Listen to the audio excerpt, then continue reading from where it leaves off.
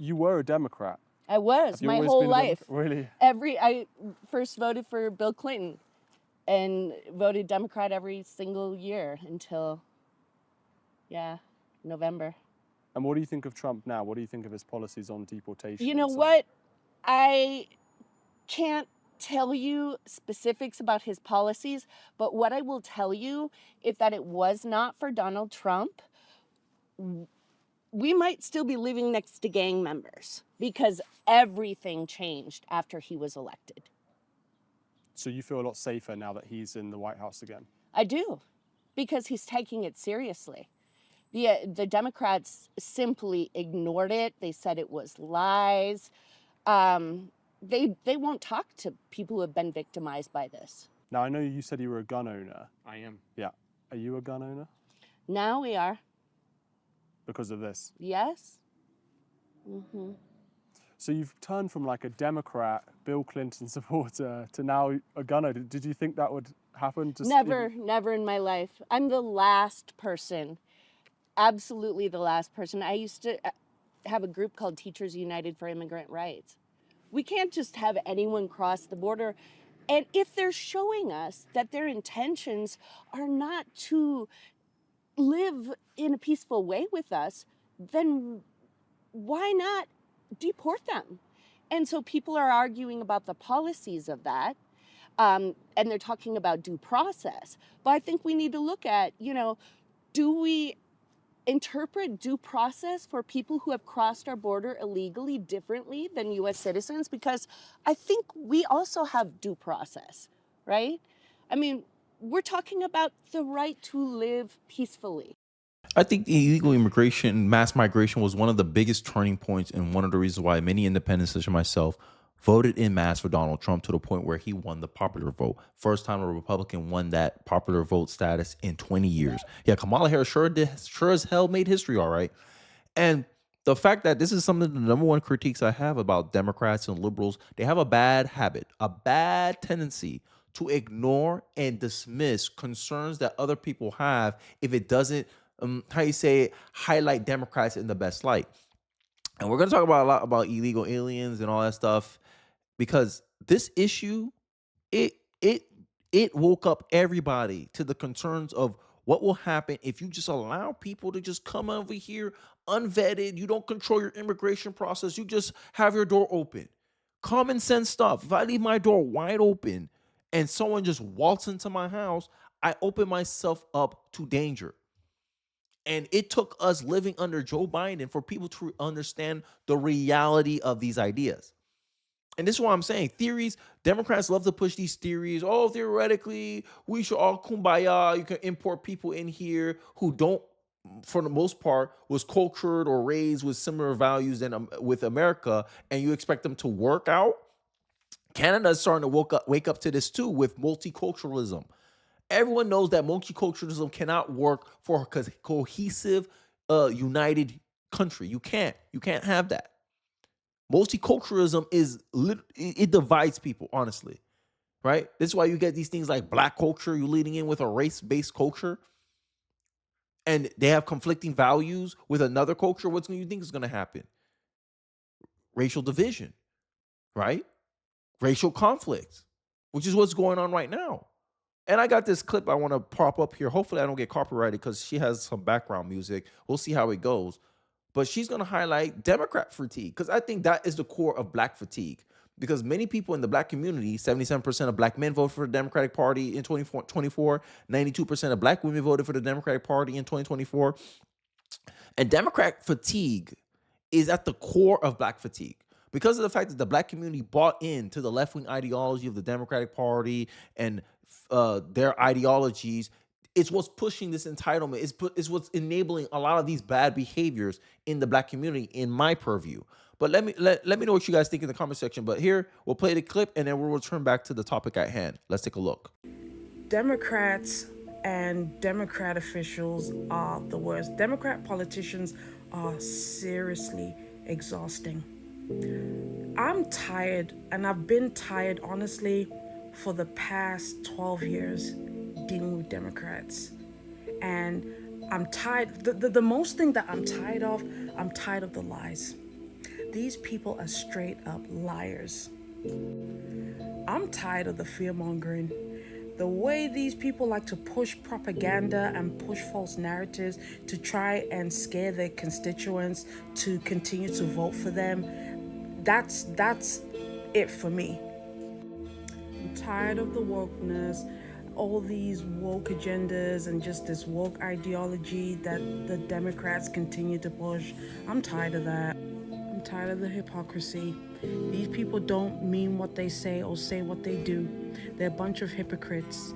They, what applies to them doesn't apply to other people. The fact that Democrats knew that Biden was in a cognitive decline for years, and these guys kept it top secret. And, people started to see that there was something amiss here, but they still wanted him to run anyway. And this is one of the reasons why I think many people don't support the Democratic Party right now, at least, is for the simple fact that a lot of people wanted mass deportation. Right? Obama was the deporter in chief. Trump ain't nowhere near Obama's numbers, but Democrat politicians are outraged. For what? Because Trump's the one doing it. And nowadays, these local judges who less people voted for them compared to Donald Trump, like even in the same counties that they live in, there was more people that voted for Donald Trump than voted for these local judges. But these local judges think they have jurisdictions to get in Trump's way. Why? In my view, it's because they have some interest or some benefit for having illegals in this country. Many of these judges that's blocking Trump from doing what he can are Democrats. I already told you Democrats' incentive, political incentive to have illegals in this country. That it creates a conflict where you got certain people who are linked to illegals and they'll vote in behalf of the illegals.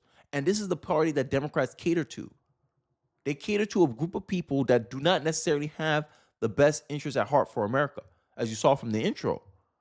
Isn't it all right to live in peace? That's what Americans are asking Democrats. And Democrats are saying, no, it's a right for these illegals to come here even at your inconvenience, Americans, even if your tax dollars are paying for it, even if they cause higher rates of crime, even if they make your cities more dangerous, even if they undercut your wages because they offer cheaper they get paid cheap and under the table.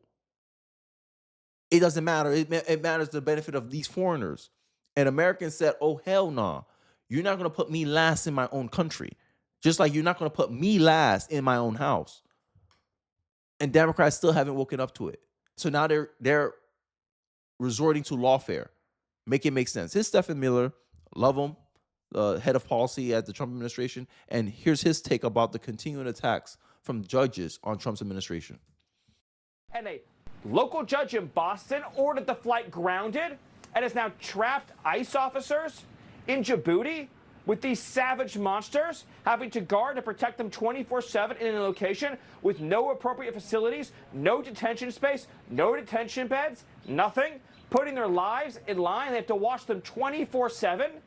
There aren't enough resources in the location to ensure the safety of these ICE officers. Is this judge mad? Is this a lunatic? What kind of world are we even living in where we're even having this conversation? Yeah. Illegal aliens who invaded our country and murdered our people, and now we're sending them out? And a judge says no? That is a judicial coup by any definition. I want to ask you, Trump 1.0, the first administration, tried to exclude illegal aliens from the census. The administration wasn't successful. Will you try to exclude all of these illegal aliens that have come into this country over the last 4 years from the 2030 census that this current administration will control and operate? And you see where the benefit is for the Democratic Party. Where all the sanctuary cities are at? Democratic states. That's where all the sanctuary cities are located. They're located in blue states. Okay. If you attracting millions of illegals, right? 23 million, 15 million people cross the border during Biden's administration. Where did those 15 million people go? All went to blue states for the most part. So if we count illegal migrants as part of the 2030 census, who will have the benefit from that? Blue states. This is the game. Short term, even though these illegals can't vote for Democrats, they can help bolster Democratic dominated areas and give them more weight in our electoral college. Yes, absolutely. And the Secretary of Commerce, Howard Lutnick, is passionate about this issue. He's taking leadership on it, and he's going to do everything he can to clean up the census and make sure that illegal aliens are not counted. Of course, the best form of exclusion for illegal aliens is to exclude them from the country completely by sending them back home, which is what the American people elected President Trump to do and what we are doing. But again, you have a handful of judges elected by nobody sitting in local cities and communities claiming that they can rule over the foreign policy, national security, and defense of the entire United States, to micromanage the activities of our Defense Department, of our federal immigration officers, of our cabinet secretaries. In other words, judges who will claim the powers of a king, all for the purpose of the mass importation of illegal aliens. The Democrat Party has as its highest focus, its orienting, overwhelming mission, the mass importation of illegal aliens into this country, mass third world migration. That is what the entire Democratic Party now serves and exists for, not the American people. Exactly. For what? Political power. Consolidate political power. An illegal migrant, right? If you give them the right to vote, they have about 70% chance of voting for a Democratic Party if they were given the option to vote.